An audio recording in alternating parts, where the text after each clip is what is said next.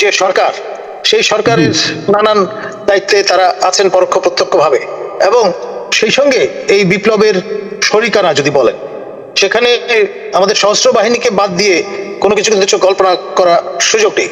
এই জন্যে যে মাননীয় সেনা প্রধান যখন দরবার করলেন তার আন্ডার কমান্ডদের সঙ্গে, এবং তারপর এই আন্ডারস্ট্যান্ডিং এ সবাই আসলেন যে নিরস্ত্র জনগণের উপরে তারা গুলি বর্ষণ করতে অপারগ, এবং এই যে সিদ্ধান্তটি সেটি যথেষ্ট ঝুঁকিপূর্ণ ছিল। আপনি যদি সেভাবে চিন্তা করেন, এক ধরনের বিদ্রোহের সামিল সরকার প্রধান বা প্রতিরক্ষা মন্ত্রীর যে সিদ্ধান্ত তার বিপরীতে গিয়ে সেই ঝুঁকিটা তারা নিয়েছেন। সুতরাং একা যে হাসনাত বা তার সহজ যোদ্ধারা যারা ছাত্র জনতা, তারা যে এককভাবে শুধুমাত্র ঝুঁকি নিয়েছেন তা তো নয়। একটা রাজনৈতিক দল জাতীয় নাগরিক পার্টি, এই পার্টির একজন নেতা জনাব হাসনাত আব্দুল্লাহ, তিনি আজকে থেকে 10 দিন আগে, মানে 11 মার্চের একটা ঘটনা, 11 মার্চ দুপুর 2:30টার সময় ওনাকে কিভাবে সেনানিবাসের উনি সঙ্গে মিটিংয়ে ছিলেন, ওখানে তাকে কি বলা হয়েছে, কিভাবে আওয়ামী লীগকে পুনর্বাসন করা হবে বলে ওনাকে প্রস্তাব দেওয়া হয়েছে, এই যে বিষয়গুলো, এটা নিয়ে আজকে বেশ আমি দেখলাম যে অনেকে এটা মিছিল করেছে, এবং সেনাবাহিনীও বোধহয় কিছুটা অস্থিরতা অথবা বিব্রতকর অবস্থার মধ্যে আছে। এই বিষয়টাকে আপনি আসলে কিভাবে দেখছেন? আমি সুনির্দিষ্ট কোনো প্রশ্ন করলাম না, আমি পুরো বিষয়টা সামগ্রিকভাবেই আপনার দৃষ্টিভঙ্গিটা জানতে চাচ্ছি। ধন্যবাদ। বিষয়টা খুবই স্পর্শকাতর, এতে কোনো সন্দেহ নেই। নবগঠিত রাজনৈতিক দল জাতীয় নাগরিক পার্টির অন্যতম শীর্ষ নেতা, তিনি একটা খোলামেলা সোশ্যাল মিডিয়ামে একটা স্ট্যাটাস হাজির করেছেন, যা আপনার জানা যাচ্ছে এর মাধ্যমে যে মার্চের 11 তারিখে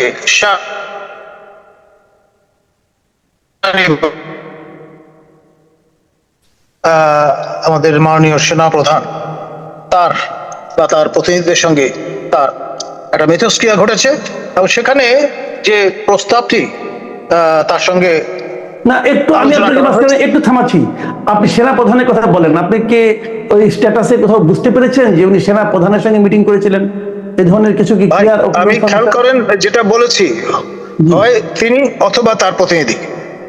ওকে, আমি সেই জন্যই ওই ফাঁকটা রেখেছি, কারণ হচ্ছে আপনার প্রোটোকলের একটা বিষয় আছে। এখন সেনা প্রধান মাননীয় তার কাউন্টার পার্ট, ধরুন মাননীয় নৌবাহিনী প্রধান কিংবা মাননীয় বিমান বাহিনী প্রধান, একটা র্যাঙ্কের বিষয় আছে না? বা ধরুন তার মাননীয় প্রতিরক্ষা মন্ত্রী হিসেবে যিনি দায়িত্ব পালন করেছেন আমাদের মাননীয় প্রধান উপদেষ্টা নোবেল লরেট প্রফেসর ইউনূস, ওই রকম একটি সেনানে বৈঠক হতে পারে। অথবা যখন এই সরকার গঠনের প্রক্রিয়া চলছিল, তখন তিনি আপনার আমাদের অনুজ প্রতিম সহকর্মী, বর্তমানে মাননীয় মন্ত্রী হিসেবে, মন্ত্রী মর্যাদায় উপদেষ্টা হিসেবে দায়িত্ব পালন করছেন আসিফ নজরুল, তার সঙ্গেও বৈঠক করেছেন। তো সেটা তো একটা বিশেষ উদ্ভূত পরিস্থিতি। আর এখন এই সময়ে আপনার যেই বৈঠক, তা আপনার এক ধরনের, আপনি বলতে পারেন যে যেহেতু they are in the same boat, they support the same regime, এবং বিপ্লবোত্তর যে সরকার, সেই সরকারের নানান দায়িত্বে তারা আছেন পরোক্ষ প্রত্যক্ষ ভাবে, এবং সেই সঙ্গে এই বিপ্লবের শরিকানা যদি বলেন, সেখানে আমাদের সশস্ত্র বাহিনীকে বাদ দিয়ে কোনো কিছু কিন্তু কল্পনা করার সুযোগ নেই।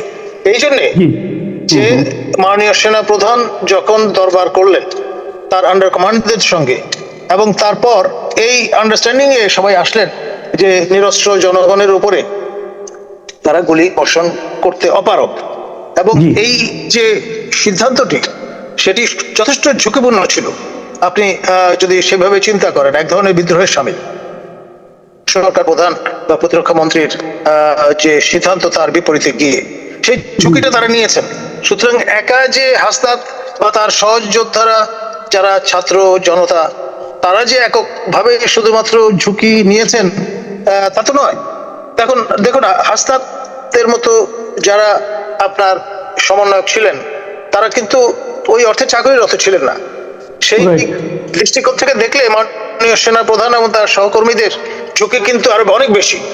আপনার তারা চাকরিরত আছেন, তাদের কোর্ট মার্শাল হতে পারতো, তাদের মৃত্যুদণ্ড হতে পারতো, অনেক কিছু হতে পারতো। তো সুতরাং ঝুঁকি বিবেচনায় কোনো অংশে তাদের কম বলা যাবে না। রাইট। ফলে আপনার এই যে মালিকানা শরিকানা বিপ্লবের, সেই দৃষ্টিকোণ থেকে দেখলে আপনার তাকে যথাযথ মর্যাদা দিতেই হবে, এবং সেটি তিনি ডিজার্ভ করেন। আমাদের মাননীয় সেনাপ্রধানের কথা বলছি বা তার সহকর্মীদের কথা বলছি, যারা পিপল ইন ইউনিফর্ম, তাদেরকে কোনো অবস্থায় তুচ্ছ তাচ্ছিল্য করার কোনো সুযোগ নেই। এবং আপনার তারা জুনিয়র পার্টনার আর আমাদের ছাত্র সমন্বয় একটা সিনিয়র পার্টনার, এটা ভাবার কোনো অবকাশ আছে বলে আমি মনে করি না। তাহলে এখন যে কথাটা উনি বলছেন, মানে হাসনাত সাহেব যে কথাটা বলছেন, যে আওয়ামী লীগকে একটু রিফাইন্ড ফর্মে আবার পুনর্বাসিত করার অথবা মানে রাজনীতিতে পুনর্বাসিত করার একটা যে প্ল্যানিং, সেই প্ল্যানিং এর প্রস্তাবটা সেনাবাহিনীর পক্ষ থেকে এসেছে। তো আওয়ামী লীগের মানে যদি তারা এই ধরনের প্রস্তাব দেয়, তাহলে সেটাকে আপনি কিভাবে মূল্যায়ন করবেন? এটা কি তাদের জন্য দেওয়া ঠিক, অথবা দিয়েছে কিনা আদৌ, অথবা হাসনাতের যে বক্তব্য, সেই বক্তব্যের অনেকে বলছে সেই বক্তব্য সঠিক কিনা অথবা গল্প কিনা, এটা নিয়ে আপনার মূল্যায়নটা কি হতে পারে? দেখুন, আমি আপনার আমাদের ছাত্র সমন্বয় বিপ্লবের অন্যতম কাণ্ডারি হাসনাত মহোদয়ের যে ব্যাখ্যা, সেটিকে আমি বেনিফিট অফ ডাউট দিতে রাজি আছি। একেবারে গাল গল্প বলে উড়িয়ে দিতে হবে এমনটি আমি মনে করি না। আবার যে বিষয়টা নিয়ে অভিযোগটা করা হচ্ছে যে সেনা প্রধান বা সেনাবাহিনীর পক্ষ থেকে এ ধরনের প্রস্তাব দেওয়া হচ্ছে, আসলে কিন্তু প্রস্তাবটা সেনাবাহিনী বা সশস্ত্র বাহিনীর পক্ষ থেকে প্রথম যে চাউর করা হয়েছে তা তো নয়। আমার পরিষ্কার মনে আছে যুক্তরাজ্যের একজন মন্ত্রী, তিনি প্রথম ইনক্লুসিভ নির্বাচনের আহ্বান জানিয়েছেন, প্রত্যাশা ব্যক্ত করেছেন এই বিপ্লবোত্তর কালে। এবং এর পাশাপাশি জাতিসংঘের পক্ষ থেকেও কিন্তু ওই যে মানবাধিকার রিপোর্ট, সেখানেও কিন্তু ইনক্লুসিভ নির্বাচনের তাগাদা প্রদান করা হয়েছে, যেখানে রাষ্ট্রপুঞ্জ, বিশ্ব সম্প্রদায় বা আন্তর্জাতিক সম্প্রদায় এই ধরনের অভিপ্রায় ব্যক্ত করেন, সেখানে আমাদের সশস্ত্র বাহিনীর পক্ষ থেকে যদি তা রিট্রেট করা হয় অথবা তার প্রতিধ্বনি করা হয়, তাতে কোনো রকমের অন্যায় হচ্ছে বলে আমি মনে করি না। এমনকি আপনি দেখেন গতকালকেও আমরা দেখলাম কিন্তু যে প্রফেসর ইউনূসও কিন্তু বললেন যে এই সরকারের আওয়ামী লীগকে নিষিদ্ধ করার কোনো অভিপ্রায় নেই।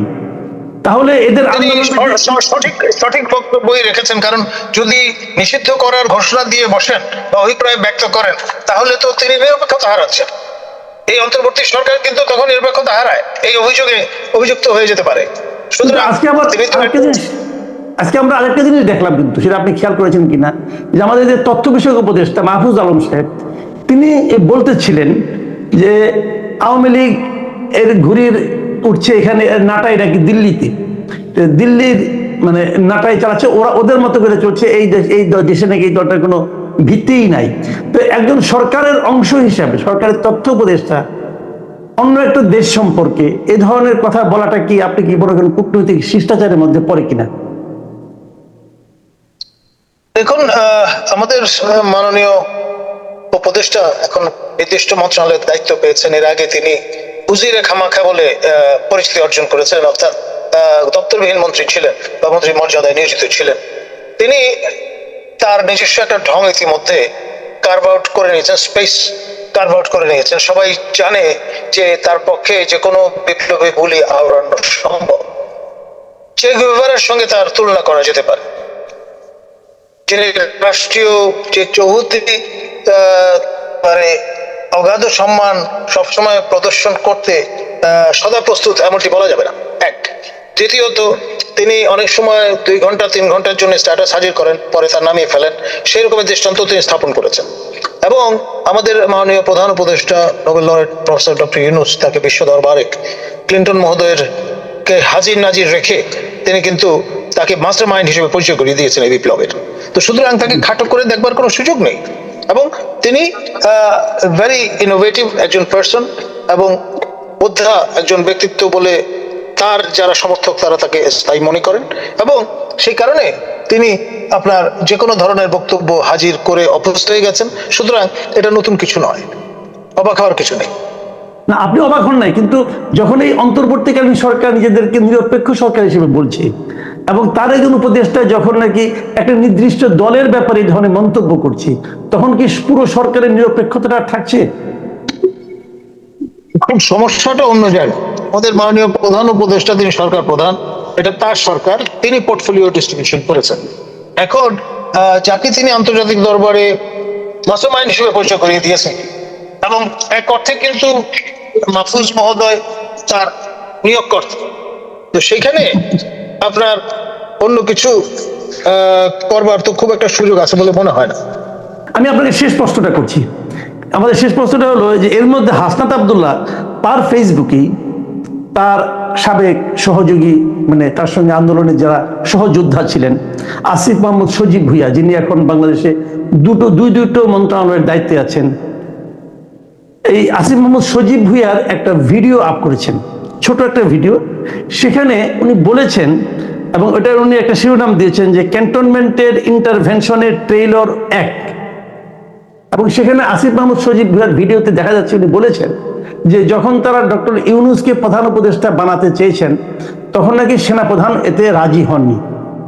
এবং পরবর্তীতে উনি এরা যখন চাপ দিয়েছে, তখন তিনি বলেছিলেন যে বুকে পাথর বেঁধে আমি এটাকে মেনে নিলাম। তো এই যে কথাগুলো, আমার এখানে দুটো প্রশ্ন। এক নম্বর প্রশ্ন হলো, ওই সময় কি কথা হয়েছে কি কথা হয়নি তার বিষয়ে এতদিন পরে এসে আসিফ মাহমুদ সজীব ভুঁইয়ার এই যে কথাগুলো প্রকাশ করা, এটা কি মানে আপনার শিষ্টাচারের মধ্যে পড়ে কিনা, এক নম্বর। দ্বিতীয়ত হলো, বর্তমানে একটু আগে হাসনাত আব্দুল্লাহ যে স্ট্যাটাস দিয়েছেন, সেই স্ট্যাটাসের সমর্থনে কি এটাকে আরো মানুষকে উস্কে দিচ্ছে কিনা সেনাবাহিনীর এগেইনস্টে? ধন্যবাদ। এখন নানান রকমের পয়েন্ট আছে এখানে। একটি হচ্ছে, তিনি যখন মাননীয় মন্ত্রীর মর্যাদা উপদেষ্টা হিসেবে শপথ গ্রহণ করলেন, তখন কিন্তু গোপনীয়তার শর্ত যে বিষয়টি আছে, সেইটাও তার শপথের অংশ হিসেবে মেনে নিয়েই তিনি শপথ গ্রহণ করেছেন। এখন এই রাষ্ট্রীয় বিষয়, মাননীয় সেনা প্রধানের সঙ্গে তার যে কথোপকথন, সেটি কিন্তু এই গোপনীয়তার প্রিলুড স্টেজে পড়ে। একটা প্রক্রিয়ার মধ্যে দিয়ে তো তিনি শপথ গ্রহণ করেছেন। সুতরাং আমি যদি তার জায়গায় থাকতাম, তাহলে কখনোই এই কাজটি আমি করতাম না। এখন ধরুন, তারা টকবকে তরুণ, এবং তারুণ্য কোন রকমের বাধা মানে না। অ্যারোগেন্স অফ ইউথ বলে একটা কথা আছে, তার বহিঃপ্রকাশ ঘটেছে। ফরাসি বিপ্লবের সময় আমরা তেমনটি দেখেছি।